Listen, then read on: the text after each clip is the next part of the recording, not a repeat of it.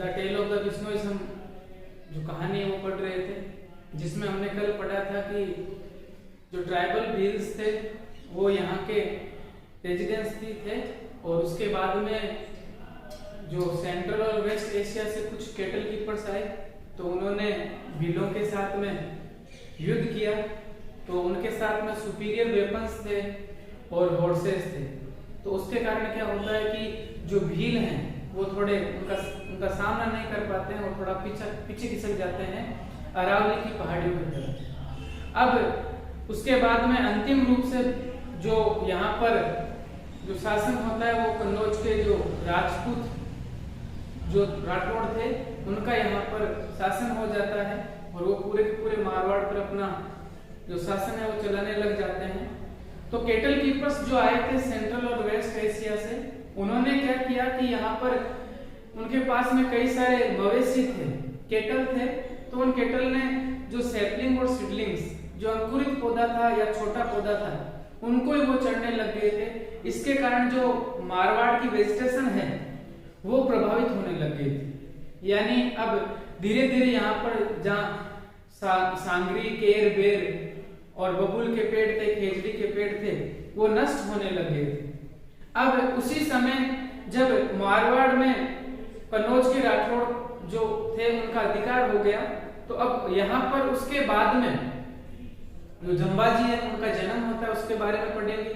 उनके पिताजी कौन थे और माताजी का नाम क्या था, और बचपन में जो जंबाजी थे उनको कौन सा टास्क दिया गया था, कौन सा कार्य दिया गया था उनके पिताजी के द्वारा। फिर ये भी पढ़ेंगे कि मारवाड़ में भयानक रूप से भयंकर डिजास्टर विपदा आई थी, तो उसके कारण जो जानवर थे वो मरने लग गए थे। किस प्रकार से विष्णु संप्रदाय की स्थापना हो जाती है और किस प्रकार विष्णु जो संप्रदाय के लोग हैं उन्होंने यहाँ की वनस्पति को बचाया और आज भी वो जो उनका संरक्षण कर रहे हैं उसके बारे में। तो अब जो पैराग्राफ हम पढ़ेंगे, तो अब राठौड़ जो राजा हैं कन्नौज के उनका अधिकार हो चुका है। अब उसी दौरान उन्हीं के शासन में इन द ईयर कौन से साल में 1451 1451 में एडी एनो डोमिनी हमने पढ़ा था, यानी ईस्वी 1451 ईस्वी में ड्यूरिंग का मतलब होता है के दौरान, किन के दौरान, द रेन का मतलब होता है शासन, रूल, शासन था किसका, ऑफ राव जोधा जी। मारवाड़ में राव जोधा जी का शासन था। उसी दौरान राव जोधा जी के समय ही 1451 ईस्वी में क्या होता है, अब एडिशनल इंफॉर्मेशन दी गई है कोमा लगा के कि राव जोधा जी थे वो क्या थे, तो कोमा लगाई हुई है, one of the bravest of the Rathore Kings, जो राठौड़ राजा थे, किंग यानी राजा, कि जो राठौड़ राजा हुए थे उनमें से एक बहादुर ये राजा थे राव जोधा जी। उनके शासन काल में 1451 में क्या होता है, एन एक्स्ट्रा ऑर्डिनरी का मतलब होता है असाधारण, जो साधारण ना हो, असाधारण चाइल्ड बालक वाज बोर्न का जन्म हुआ। एक असाधारण बालक का जन्म होता है कौन से गांव में, इन द विलेज ऑफ पिपासर, पिपासर गांव में इनका जन्म होता है एक असाधारण बच्चे का। कौन से साल में, 1451 में। किसका शासन था, राव जोधा जी, उनका शासन था। 1451 की बात है, ईस्वी एनो डोमिनी ईस्वी पूर्व। यहाँ पर राव जोधा जी का रूल था REIGN, रेन का मतलब क्या होता है, शासन। एक्स्ट्रा ऑर्डिनरी,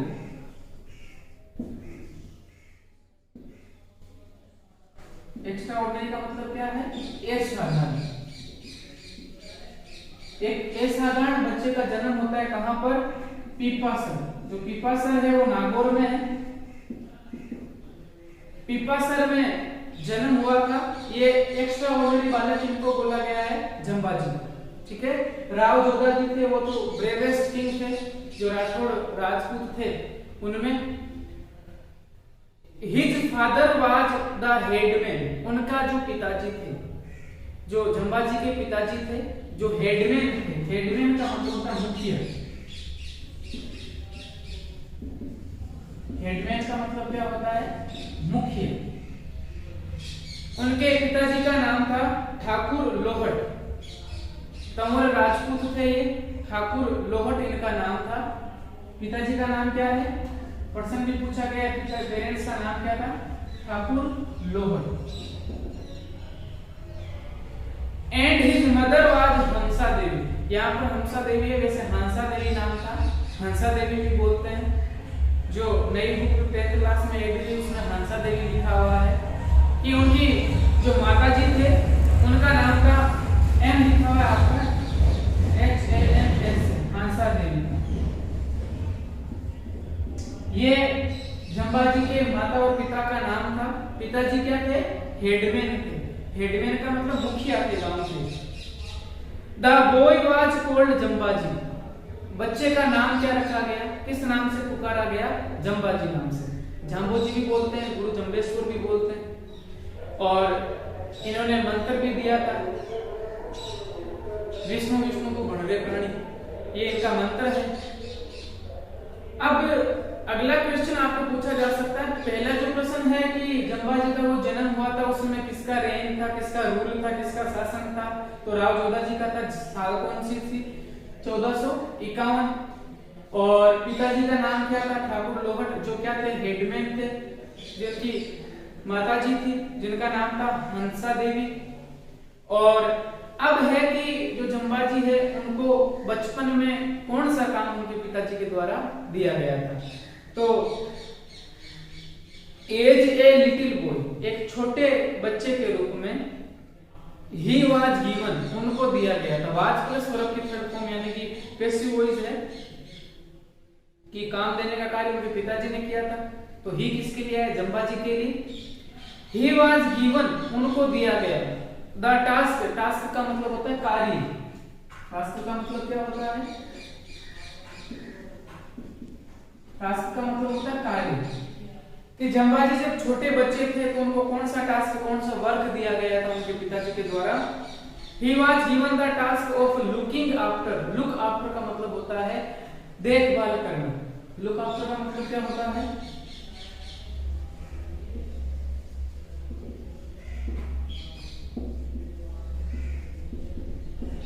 देखभाल। कि जंबाजी को है वो लुक आफ्टर का कार्य दिया गया था। किसकी देखभाल करने का? After his father's large heard, heard का मतलब झुंड, जो जानवर मवेशी है उनका, ऑफ केटल एंड शिप, कि जो मवेशियों का जो बड़ा झुंड था, हर्ड का मतलब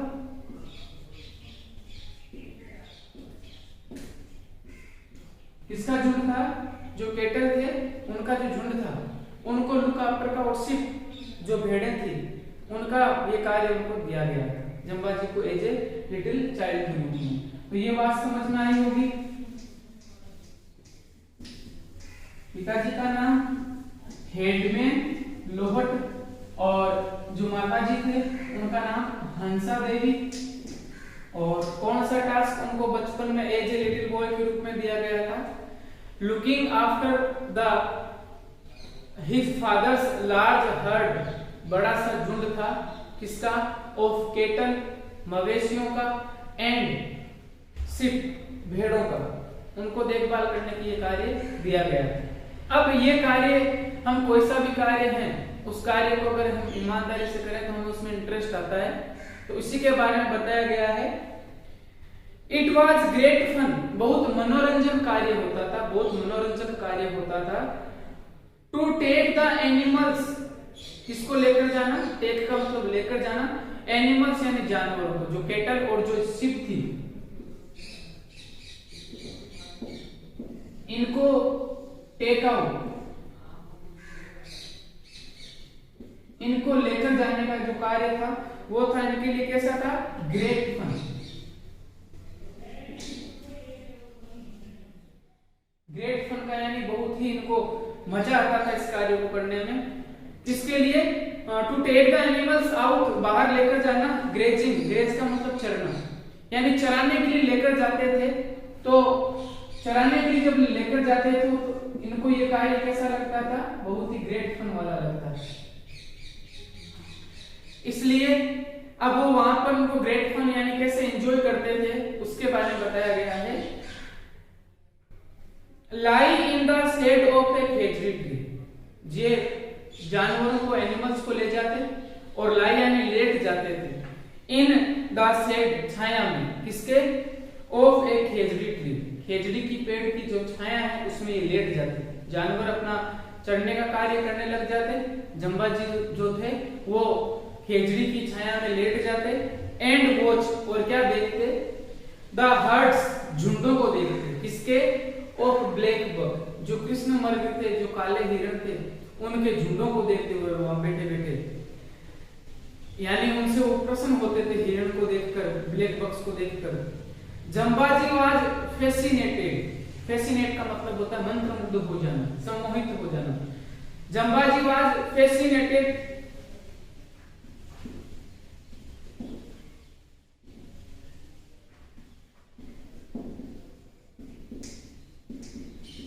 फैसिनेट का मतलब क्या होता है, मंत्रमुग्ध होना। जम्बाजी जो थे वो मंत्रमुग्ध हो जाते थे, किसके कारण, by the light, light grace का मतलब होता है मनोहरी चाल, light grace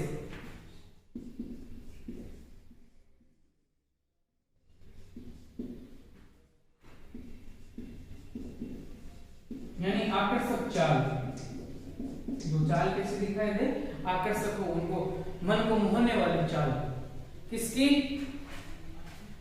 of this handsome antelope, ये जो सुंदर सा बारहसिंगा है, जो कृष्ण मर्ग है, उनकी ये जो लाइट ग्रेस थी, मनोहरी चाल थी, उसको देखकर जम्बाजी क्या हो जाते थे, फैसिनेट, फैसिनेट का मतलब मंत्रमुग्ध हो जाते थे।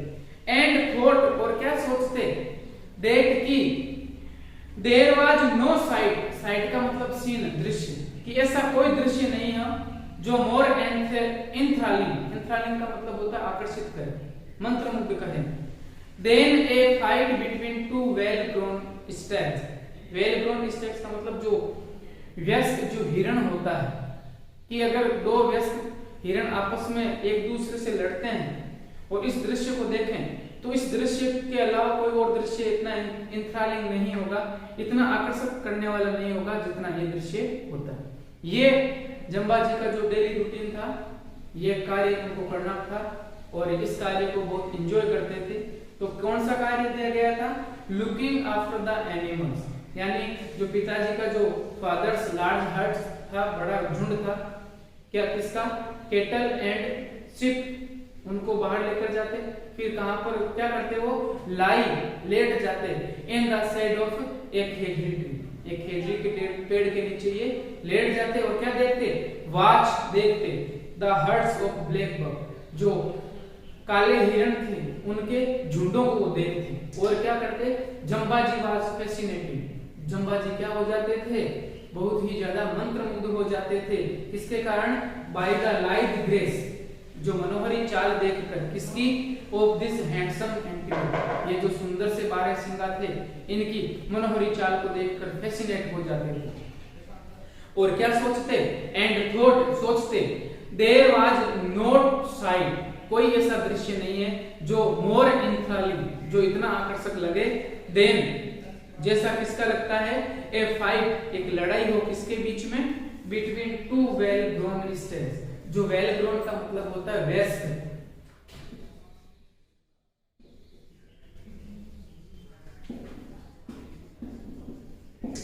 व्यस्क स्टेज यानी जो नर हिरण होता है उसके लिए, उनकी फाइट को देखकर वो इनको बहुत ही आकर्षक लगती और ये कहते कि इसके अलावा तो ऐसा कोई दृश्य नहीं हो सकता, यानी ये एंजॉय करते थे उस चीज को। तो ये बात समझ में आ गई होगी। ये जम्बाजी के बारे में थोड़ी सी जानकारी दी गई है कि इनका जन्म कब हुआ, 1451 में, 1451, कहाँ किसका शासन था, राव जोधा जी का था, कौन से गांव था, पीपासर गांव था, नागौर में है। पिताजी का नाम क्या था, जो हेडमैन लोहट ठाकुर, जो मुखिया लोहट सिंह थे, और मम्मी थी जो माताजी थी उनका नाम था हंसा देवी। फिर इनको एज ए लिटिल बॉय, जब ये छोटे बच्चे थे तो कौन सा टास्क दिया गया था इनके पिताजी के द्वारा, तो कौन सा टास्क दिया गया था, looking after his father's large heard, जो बड़ा सा झुंड था किसका, ऑफ केटल यानी मवेशियों का, एंड शिप और भेड़ों का, उनको देखभाल करने का काम दिया गया था। फिर वो वहां पर जाकर क्या करते थे, lie in the shade of a khejri tree, एक खेजड़ी की पेड़ की छाया में ये लेट जाते, एंड वॉच और देखते, क्या देखते, द हर्ड्स ऑफ ब्लैक बक्स, जो काले हिरण थे उनका जो झुंड था उनको देखते थे। फिर क्या करते, वो फैसिनेटेड हो जाते थे, मंत्रमुग्ध हो जाते थे, किसकी चाल से, बाय द लाइट ग्रेस, मनोहरी चाल देखकर, किसकी, ऑफ दिस हैंडसम एंटीलोप, जो ये सुंदर से बारह सिंगा थे उनकी चाल को देखकर मंत्रमुग्ध हो जाते। और क्या कहते, इंथ्रालिंग साइट, सबसे आकर्षक मंत्रमुग्ध करने वाला दृश्य कौन सा होता है, कि जब फाइट हो बिटवीन दो जनों के लिए होता है, फुल या वेल ग्रोन स्टैग, जो दो व्यस्त नर हिरण होते हैं उनके बीच जो फाइट होती है वो इंथ्रालिंग साइट होती है। ऐसा दृश्य और कहीं नहीं मिल सकता। ये बात समझ में आ गई होगी। ये पैराग्राफ हमने कंप्लीट कर लिया है। अब जो अगला पैराग्राफ है, इस पैराग्राफ में झंबा जी के जीवन में जो परिवर्तन आता है उसकी स्टार्टिंग कैसे होती है, मारवाड़ की स्थिति कैसी हो जाती है, लगातार मारवाड़ में 8 साल तक सूखा पड़ता है, एक बहुत बड़ी विपदा आ जाती है, और इसी विपदा के कारण झंबाजी सोचते हैं कि ये जो प्रकृति है इसको बचाना बहुत ही आवश्यक है, और यहीं से जो विष्णुई संप्रदाय है उसकी स्थापना वो करते हैं, अपने 29 रूल देते हैं, जो फॉलो करते हैं वो विष्णुई कहलाते हैं। इनके बारे में बताया गया है कि डिजास्टर कौन सा आया था, लोगों की स्थिति कैसी हो गई थी, और सबसे ज्यादा इस चीज से पीड़ित कौन थे, यानी कि सबसे मोस्ट सफर, सबसे ज्यादा पीड़ित कौन हुए थे, वो हुए थे जानवर, मवेशियों का झुंड। जितने भी जानवर थे वो सबसे ज्यादा इस डिजास्टर से प्रभावित होते हैं, क्योंकि जब सूखा पड़ेगा तो जब व्यक्तियों का पेट भरने के लिए नहीं होगा तो जानवरों का पेट भर नहीं पाएंगे, जो भी डोमेस्टिक एनिमल्स हैं उनका पेट नहीं भरेगा। और झंबा जी को वैसे भी वन्य जीव पसंद है, तो इसलिए कौन कौन सी विपदा आती है उसके बारे में, पहली साल विपदा की कैसी होती है, दूसरी साल में क्या स्थिति होती है, फिर क्या होता है, लोग किस स्थिति में आ जाते हैं, इसके बारे में ये पैराग्राफ है। तो सबसे पहले देखते हैं कितने साल के थे। When जंबाजी was 25 years old, जब जंबाजी 25 साल के थे, कितने साल के थे, 25 years, 25 साल के, जंबाजी 25 साल के थे। ए ग्रेट डिजास्टर, डिजास्टर का मतलब होता है, डिजास्टर का मतलब था विपदा, आफत, संकट। एक बहुत बड़ा संकट ओवरटुक आया, कहां पर, द होल रीजन, रीजन का मतलब होता है क्षेत्र,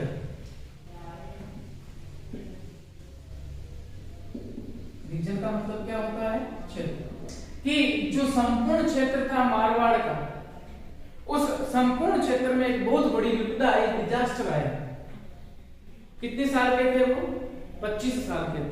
क्या होता है, विपदा किस प्रकार से आती है, कि आगे की जो लाइन है इसमें यह बताया गया है कि मारवाड़ में वैसे भी बारिश क्या होती है, कम होती है, लेकिन नियमित रूप से हो जाती तो थोड़ा बहुत काम चल जाता है।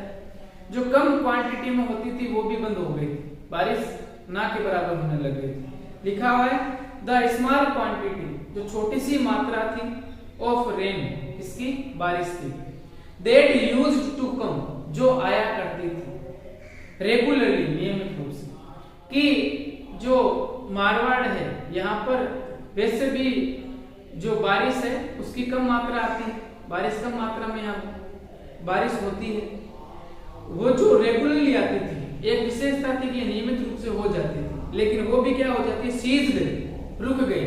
सीज का मतलब स्टॉप, रुक जाना।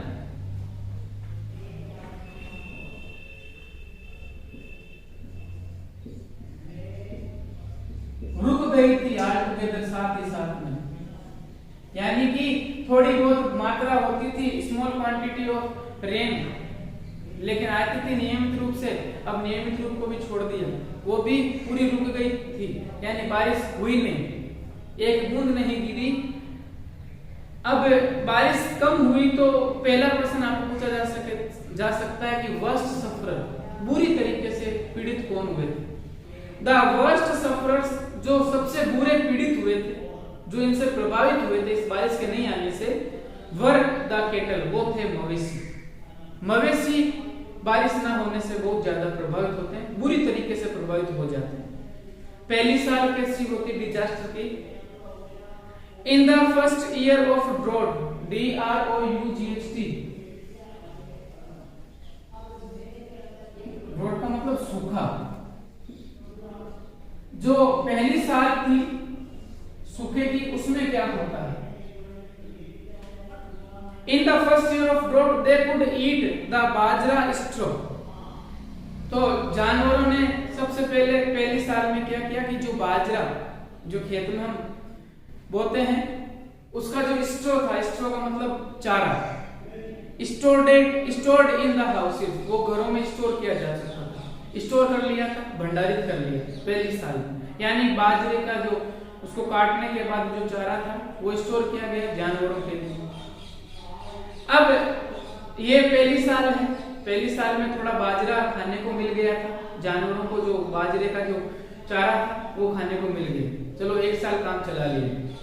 द सेकेंड ईयर, अब दूसरी साल आ जाती है, दूसरी साल भी बारिश नहीं होती, लगातार 8 साल तक यहाँ पर क्या नहीं होती है, बारिश नहीं होती है, लगातार रूप से 8 साल से यहाँ पर क्या पड़ता है, सूखा पड़ता है। The second year was very bad, दूसरी साल और बहुत खराब थी, दूसरे साल और हालत खराब हो जाती है। There was not a blade, blade का मतलब होता है तिनका, ब्लेड का मतलब यहाँ पर क्या है, तिनका, कि एक भी तिनका नहीं था, ऑफ ग्रास, घास का, क्योंकि पिछली साल बारिश नहीं हुई, इस साल और कंटिन्यू हो गई, हुई नहीं, इसलिए घास का एक तिनका भी नहीं बचा। लेफ्ट स्टैंडिंग, कहीं पर भी खड़ा हुआ नहीं दिखा, एनीवेयर यानी कहीं पर भी चरने के लिए जो एनिमल्स थे उनके लिए कहीं पर भी बाजरा जो था, पहले बाजरा नहीं, बाजरे को स्टोर किया गया, फिर ग्रास जो घास है उसका एक सिंगल ब्लेड, एक दिन का भी कहीं पर भी खड़ा हुआ नहीं दिखाई दिया, यानी कि बारिश हुई नहीं तो जो खाने के लिए खरपतवार वगैरह जो भी है वो हुई नहीं। अब लोगों ने क्या किया, पीपल हैक्ड का मतलब होता है काटना, लोगों ने काटे, एट एनी ट्रीज, कोई सा भी पेड़ हो, दे कुड फाइंड, जो उनको मिला, कि जो भी उनको पेड़ मिला उसको उन्होंने काट दिया, एंड फेड द एनिमल्स, और फेड का मतलब जो पेट भरा जानवरों का, ऑन द लीव्स, पत्तियों से, उन पेड़ों की जो पत्तियां थी वो पत्तियां खिलानी शुरू कर दी। बट इवन, लेकिन फिर भी, so there was not enough browse, लेकिन फिर भी, ब्राउज का मतलब होता है चारा, फिर भी चारा नहीं था, for all the hungry animals, जितने भी भूखे जानवर थे उनके लिए पर्याप्त रूप से चारा वहां पर नहीं मिला।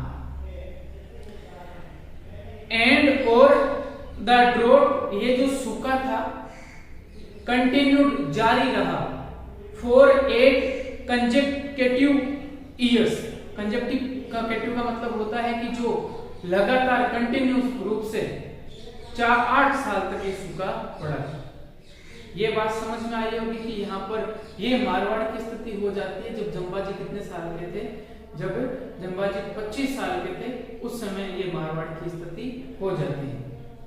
तो ये आज 2 पैराग्राफ पढ़े हैं, दूसरा पैराग्राफ हम वापस एक बार और पुनः देखते हैं क्या लिखा हुआ है। जब जंबाजी कितने साल के थे, 25 इयर्स के थे, उस समय एक ग्रेट डिजास्टर आता है, बहुत बड़ा सूखा पड़ता है, विपदा, सॉरी डिजास्टर का मतलब विपदा आती है, यहाँ जो होल रीजन है, जितना संपूर्ण क्षेत्र था मारवाड़ का, वहां पर तो मारवाड़ में क्या होती थी कि small quantity of the rain जो होती थी यूज्ड टू कम रेगुलरली, नियमित रूप से आया करती थी, वो भी सीज्ड ऑल टुगेदर, वो भी अब रुक गई थी, फिर क्या होता है, सबसे ज्यादा इससे प्रभावित कौन होते हैं, द वर्स्ट सफरर, जो सबसे बुरी तरीके से प्रभावित होते हैं वो होते हैं कैटल, जो मवेशी थे वो होते हैं।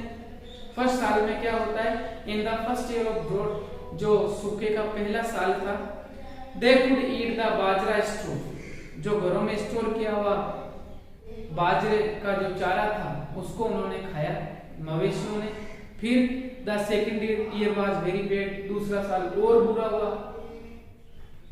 एक भी blade, a single blade of grass, घास का कहीं पर भी तिनका नहीं दिखाई दिया खड़ा हुआ, स्टैंडिंग एनीवेयर, कहीं पर भी खड़ा हुआ नहीं दिखाई दिया। फिर लोगों ने क्या किया, जब घास नहीं है तो लोगों ने पेड़ों को काटना शुरू कर दिया। पीपल हैक्ड द ट्रीज, पेड़ों को काटा, जहां जहां पर इनको पेड़ मिले वहीं से काट दिया और इनकी जो पत्तियां थी वो खिलानी शुरू कर दी। लेकिन फिर भी इतना ब्राउज नहीं हुआ था, इतना चारा नहीं हुआ था कि वो सभी हंग्री एनिमल्स से वो अपना पेट भर सके। और ये जो अकाल है, ये जो सूखा है, ये जो विपदा है, लगातार कितने साल तक रहती है, लगातार 8 साल तक ये समस्या रहती है। तो यहीं से जंबाजी के विचार आएंगे कि मुझे अपनी जो प्रकृति है उसको बचाना चाहिए। इसके बारे में हमने पढ़ा है, कल हम इससे आगे पढ़ेंगे कि और क्या होता है, लोग अपना जीवन यापन किस प्रकार से इस ड्रॉट में करते हैं। आज के लिए बस इतना ही, धन्यवाद।